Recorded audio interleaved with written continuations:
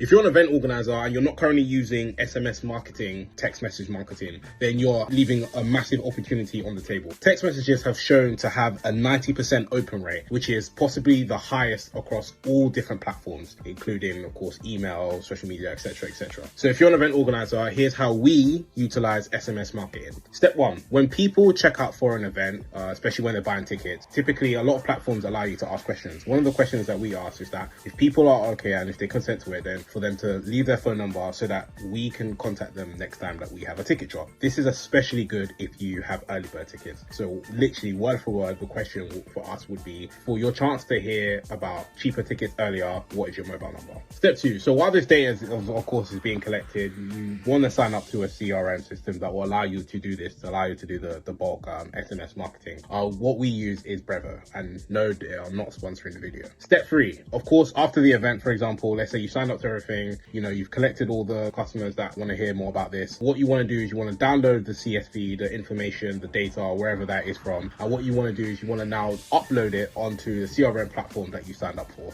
After you've now signed up to the CRM, what you're going to want to do is send out your messages. Typically within an event period, so let's say an event is 6 weeks, the event period is 6 weeks, for example, from announcing it to the day. What we like to typically do is send 3 bulk messages. So the first one that you're going to send is going to be as soon as tickets are dropped, emotions are high, so motivation is also high. The second one is going to be halfway, so let's say 6 weeks. What you want to do is time it around 3 weeks, but the best thing you want to do is also time it around when ticket tiers sell out. So for example, if you've got 3 or 4 ticket tiers, let's say once the third one has sold out, you can announce it then. That usually for a lot of people, that will be around halfway from a ticket drop to the event is. And then the final one, you want to always make sure that the final SMS is sent on the day of the event. The reason that this is useful is because obviously a lot of tickets statistically show are sold on the day of the event. People are very lastminute.com. But even if it is sold out, you also want to make sure that you announce it, you know, of course, being sold out through SMS. The reason we found that useful is because sometimes we like to sell some tickets on the door. And so for a lot of people who haven't bought a ticket, they're going to see that message, or maybe they're going to know a friend that hasn't got a ticket and they'll be able to tell them from that message. Always, always, always include a link in every single one of your messages. That is going to be a huge mistake if you leave it out, because at the end of the day, if you have a 90% open rate, there's no point if people can't find the next step, the next call to action, which is going to be to your ticket page. So if you want more tips such as these, make sure you drop us a follow and we'll see you on the next tip.